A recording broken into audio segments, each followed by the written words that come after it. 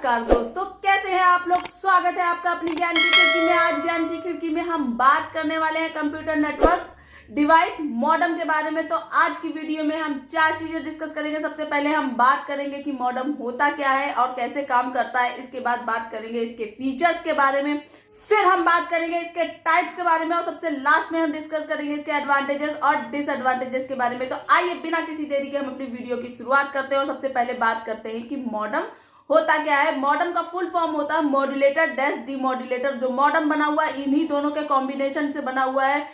MO modulator को represent करता है और DEM डीमॉड्यूलेटर को रिप्रेजेंट करता है। दिए गए डायग्राम से आप समझ सकते हैं। दुनिया का सबसे पहला मॉडेम सन 1962 में आया हुआ था। इसे बेल 103 ने डेवलप किया था।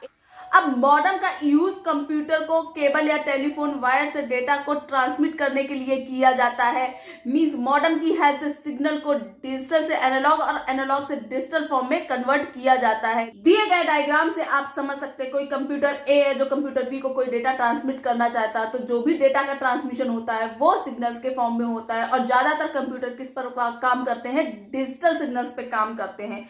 तो इसमें क्या होगा, जब कंप्यूटर ए कोई डेटा ट्रांसमिट करेगा तो वो सबसे पहले क्या करेगा, रिक्वेस्ट करेगा मॉडेम को। मॉडेम का जो मॉड्यूलेटर पार्ट होता है वो क्या करेगा, डिजिटल सिग्नल को एनालॉग सिग्नल में कन्वर्ट कर देगा। और टेलीफोन वायर के थ्रू जब डेटा ट्रांसमिट होता है तो वो एनालॉग सिग्नल पे ही ट्रांसमिट हो सकता है। इसलिए जब सिग्नल बी कंप्यूटर के पास पहुंचते हैं किस फॉर्म में, एनालॉग फॉर्म में, तो उसमें डीमॉड्यूलेटर क्या करता है, एनालॉग सिग्नल को किस में कन्वर्ट कर देता है, डिजिटल सिग्नल में कन्वर्ट कर देता है। क्यों कन्वर्ट कर देता है, ताकि जो कंप्यूटर बी है उस सिग्नल को रिसीव कर सके और समझ सके और डेटा उसके ट्रांसमिट हो सके।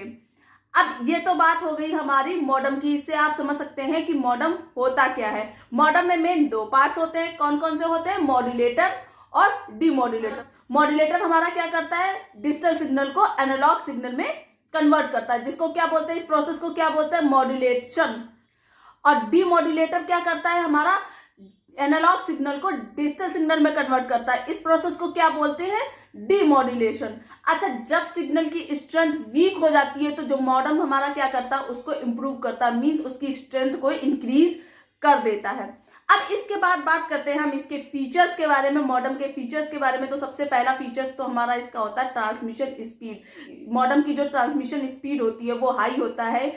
मींस अगर ए कंप्यूटर बी कंप्यूटर को डेटा ट्रांसमिट कर रहा है तो वो फास्टली इसको ट्रांसफर कर देगा। मींस हमें डेटा एक्सेस करना है, कोई सर्च आउट करना, तो हमें रिजल्ट जल्दी मिल जाता है। ट्रांसमिशन स्पीड के बेसिस पे बहुत सारे मॉडेम हमारे मार्केट में आ चुके हैं। हम कर देते हैं, आजकल मार्केट में मॉडेम की कई वैरायटी आ गई है जो स्पीड को रिप्रेजेंट करती है। मींस स्पीड के बेसिस पे इसकी क्वालिटी को डिफाइन करती है। आप फॉर एग्जाम्पल ले लीजिए 9600 बीपीएस क्या रिप्रेजेंट करता है, बिट पर सेकेंड। इसके बाद आता है 28,000 बीपीएस मीन्स बिट पर सेकेंड रिप्रेजेंट करता है। इस तरीके के कई और मॉडेम भी आ चुके हैं। ये 2 एग्जांपल मैंने आपको दिए हुए मॉडेम के जो स्पीड के बेसिस पे इसकी क्वालिटी को रिप्रेजेंट किया जाता है। इसके बाद नेक्स्ट हमारा आ जाता है एरर डिटेक्शन एंड करेक्शन। आजकल ज्यादातर मॉडेम जो होते हैं वो एरर को डिटेक्ट कर सकते हैं। मींस उसमें एक प्रोटोकॉल यूज किया जाता है, एरर डिटेक्शन प्रोटोकॉल यूज किया जाता है, जिसके थ्रू मॉडेम जो क्या करता है, एरर को फाइंड आउट कर सकता है और इसको रिमूव करने की पावर भी रखता है। अब इसके बाद हम बात करते हैं मॉडेम के टाइप की। तो मेनली दिए गए डायग्राम में आप देख सकते हैं मैंने किस तरीके से इसके टाइप्स को रिप्रेजेंट किया है। सबसे पहला हो गया ब्रॉडबैंड मॉडेम, सेकंड है डायल अप मॉडेम, थर्ड है हमारा इंटरनल मॉडेम, फोर्थ है एक्सटर्नल मॉडेम और लास्ट में हमारा है फैक्स मॉडेम। तो आइए एक एक करके इन सब के बारे में हम जानने का प्रयास करते हैं। तो सबसे पहले बात आती है हमारी ब्रॉडबैंड मॉडेम की। तो ब्रॉडबैंड मॉडेम का यूज हाई स्पीड में इंटरनेट सर्विस को प्रोवाइड कराने के लिए किया जाता है। मेनली ये 3 टाइप के होते हैं। सबसे पहला हमारा आता है वायर्ड, जिसके अंदर हमारा एक आ जाता है डीएसएल मॉडेम। डीएसएल का फुल फॉर्म क्या होता है, डिजिटल सब्सक्राइबर लाइन। इसके बाद हमारा आता है वायरलेस मॉडेम। तो आइए एक एक करके इन दोनों को भी डिस्कस कर लेते हैं। तो वायर्ड मॉडेम क्या होता है, ये केबल मॉडेम के नाम से भी जाना जाता है। ये इंटरनेट कनेक्टिविटी के लिए होम कंप्यूटर नेटवर्क को केबल लाइन के थ्रू कनेक्ट करता है।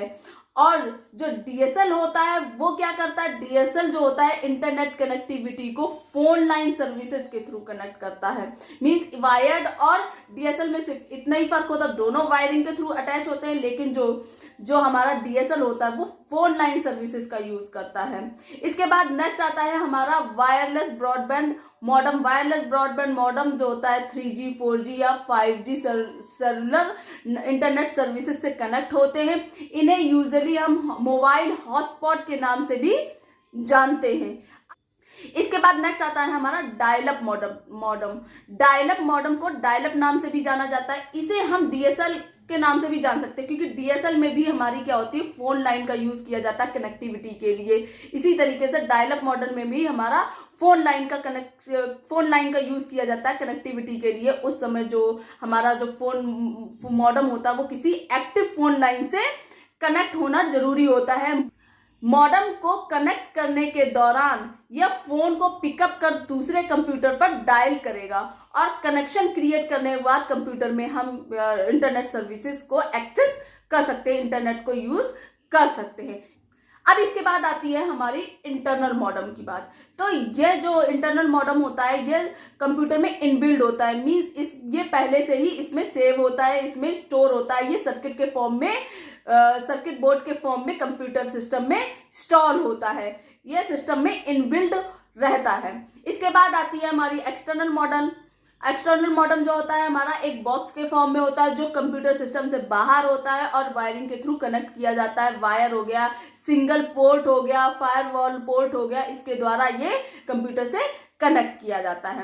इसके बाद हमारा नेक्स्ट आता है फैक्स मॉडम। इसके द्वारा आप अपने कंप्यूटर से फैक्स को सेंड और रिसीव कर सकते हैं। मींस जो भी इंफॉर्मेशन हमारी सेंड और रिसीव होती है, पाई जाती है, वो हमारी फैक्स के थ्रू पाई जाती है। इसके बाद बात आती है इसके एडवांटेजेस और डिसएडवांटेजेस के बारे में। तो जो हमारा मॉडम होता है ये लार्ज डिस्टेंस में भी डेटा को ट्रांसमिट कर सकता है, क्योंकि इसके अंदर कैपेबिलिटी होती है सिग्नल को स्ट्रॉन्ग बनाने की भी कैपेबिलिटी होती है। मींस इसकी स्ट्रेंथ को ये इंप्रूव करता रहता है सिग्नल के। सेकंड हमारा आ जाता है इसकी जो ट्रांसमिशन स्पीड होती है वो बाकी कंप्यूटर नेटवर्क डिवाइसेस के कंपैरिजन में हाई होती है। इसके बाद डिसएडवांटेजेस इसके ये हो गए, जो कनेक्शन होते हैं टेलीफोन लाइन वायर के थ्रू ही किए जा सकते हैं। मींस डेटा को ट्रांसमिट करने के लिए टेलीफोन वायर कनेक्शन होना आवश्यक होता है। तो आई होप कि आपको मॉडम के बारे में जानकारी इस वीडियो के थ्रू मिल गई होगी। अगर आपको इससे रिलेटेड कोई कंफ्यूजन है तो आप उसको कमेंट बॉक्स में पूछ सकते हैं, मैं उसका आंसर आपको जरूर दूंगी। अगर आपने अभी तक ज्ञान की खिड़की को सब्सक्राइब नहीं किया तो प्लीज इसे सब्सक्राइब कर दीजिए और बेल आइकन को प्रेस कर दीजिए, ताकि जब भी मैं कोई वीडियो अपलोड करूं तो उसका नोटिफिकेशन आपको मिल जाए। मेरे साथ जुड़े रहने के लिए धन्यवाद। फिर मिलेंगे नेक्स्ट वीडियो में, तब तक के लिए नमस्कार।